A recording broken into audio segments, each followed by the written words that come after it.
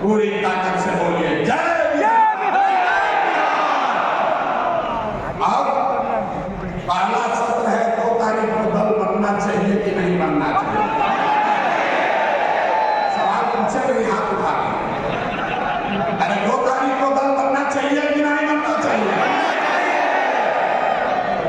इस पर वो सुझाव लोगों ने कहा, क्योंकि हमने कहा है कि जब पूरा बिहार पैदल चल लेंगे तब दल बनाएंगे।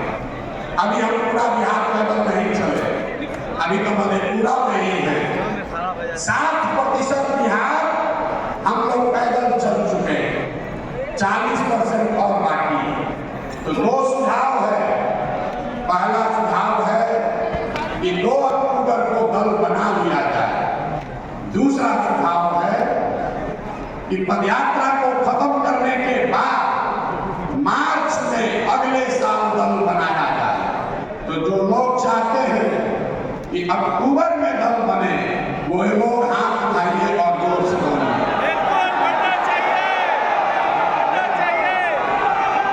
अक्टूबर में कि मार्च में? अक्टूबर में कि मार्च में?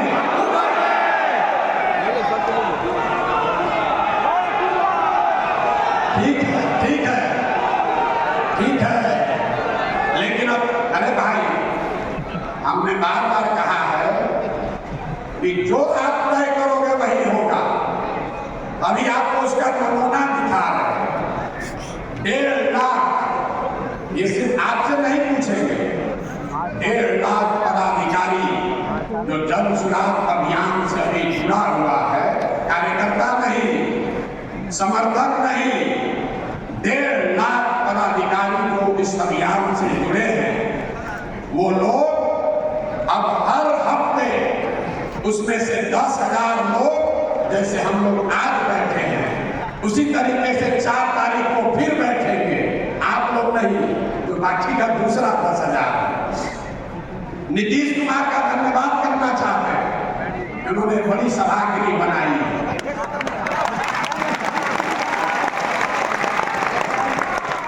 हम आए थे उनका प्रचार करने 2015 में, तो एक सभा किए थे जिसमें अपने सभी पार्टी के पदाधिकारियों को बुलाए हमसे परिचय कराने के लिए। हमने अपना अभियान शुरू किया था 2 जून 2015 को। उस समय कृष्ण मेमोरियल हॉल में करीब 2200 लोग आए थे, हम भी थे। 2200 लोग आए थे। 25 साल का पुराना दल, 18 साल से सत्ता में रहने वाला दल अपने सारे पदाधिकारियों को बुलाया, तो कृष्ण मेमोरियल हॉल में लोग मट गए। और जन सुराग जब अपने पदाधिकारियों को बुला रहा है, तो नीतीश जी ने बड़ा हॉल तो बनाया है, लेकिन जब ये 10 बार भरेगा, 10 बार, तब वो पदाधिकारी एक बार मिल पाएगा। जब जन सुराज की व्यवस्था बने तो हम लोग को 1 लाख का एक सभागिरी भी बनाना पड़ेगा, तभी एक साथ बात होगी। लेकिन फिर भी 10,000 लोगों के लिए एयर कंडीशन व्यवस्था नीतीश कुमार कराए हैं, इसलिए उनका मन से सम्मान कर रहे हैं, धन्यवाद कर रहे हैं। दूसरी बात तो ज्यादा महत्वपूर्ण है, मेरी जो भूमिका है, मैंने पहले कहा है और आगे भी उस बात पर कायम हूं। जो बात मैंने आपको व्यक्तिगत तौर पर कहा, कमरे में बैठकर कहा, छोटी सभाओं में कहा, वही बात को फिर से दोहरा देता। सबके सामने कैमरे पर रिकॉर्ड कर लीजिए। इस दल का नेता प्रशांत किशोर नहीं है। इस दल का नेता वो आदमी है, वो बच्चा है, वो महिला है जो बिहार का सबसे काबिल आदमी है, और जिसको सब लोग मिलकर चुनेगा वही दल का नेता बनेगा। अब इतना लोग पीछे सोच रहे हैं कि भैया आप ही हमको चुनेंगे, तो हम चुनाव में नहीं, हम चुनाव में नहीं हैं। इस बात को आप सीखिए, इस बात को सीखिए।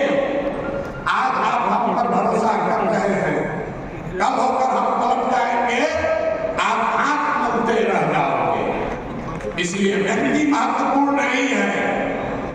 व्यवस्था महत्वपूर्ण है। 2 अक्टूबर को आपको पूरे देश के सामने ये हम लोग दिखाएंगे कि सब भाई मिलकर अपने नेता का चुनाव लोकतांत्रिक तरीके से किया जाएगा। ताली जोर से बजा दें, जोर से ताली बजाएं।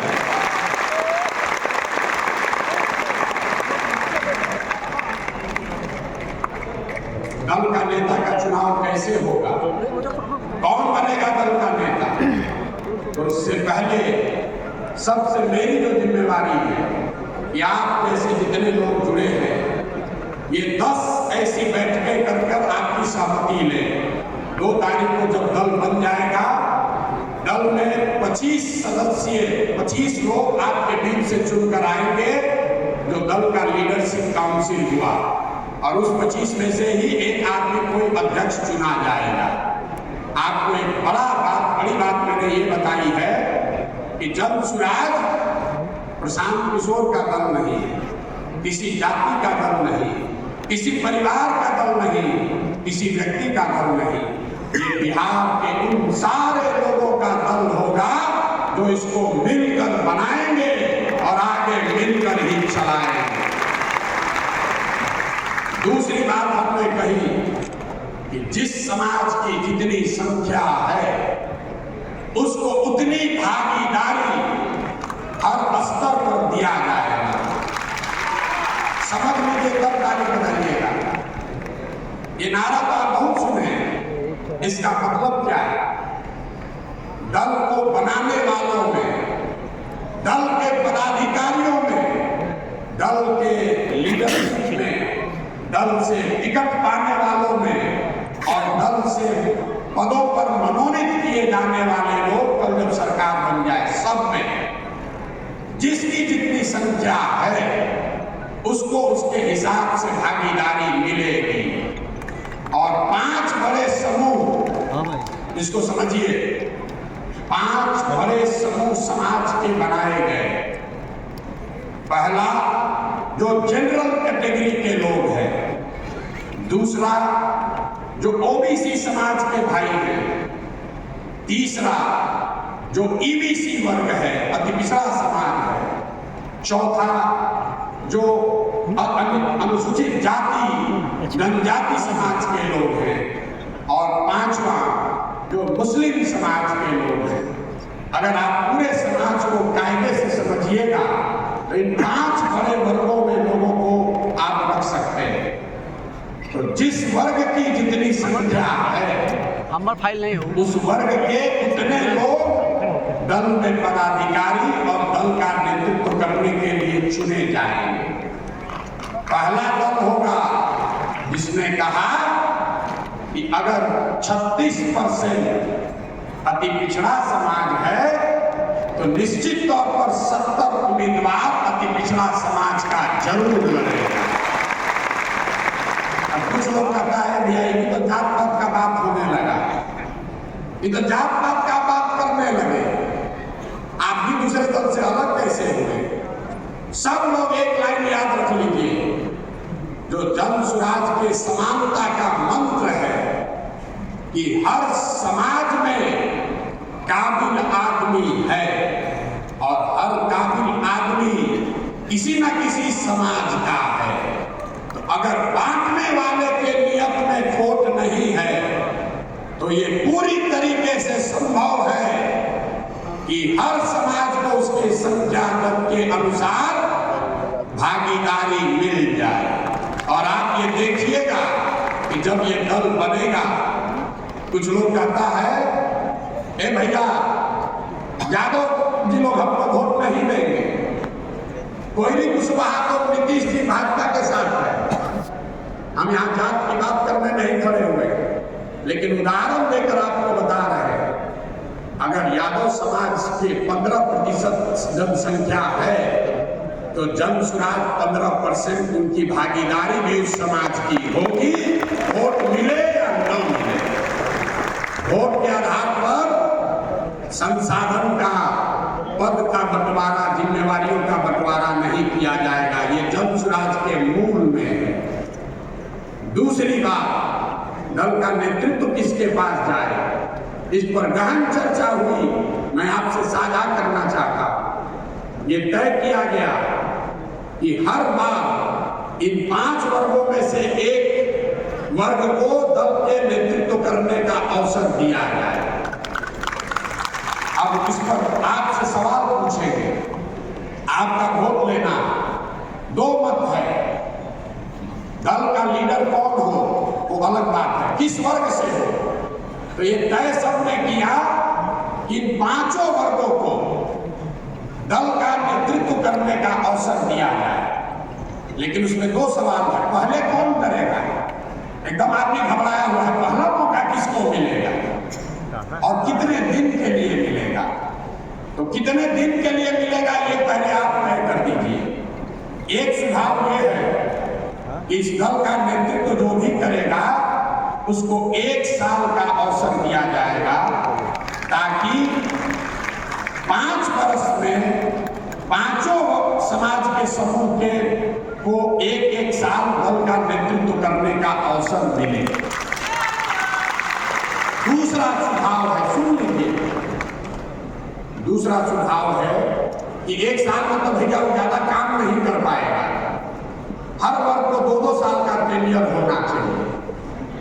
अब आपको मत देकर बताना है कि दल के अध्यक्ष का समय सीमा 1 साल होना चाहिए कि 2 साल होना चाहिए। जितने लोग 1 साल, 2 साल, जितने लोग 1 साल बताना चाहते हैं उसके पक्ष में ये बात है कि एक चुनाव से दूसरे चुनाव तक 5 वर्ष में सबको अवसर मिल जाएगा।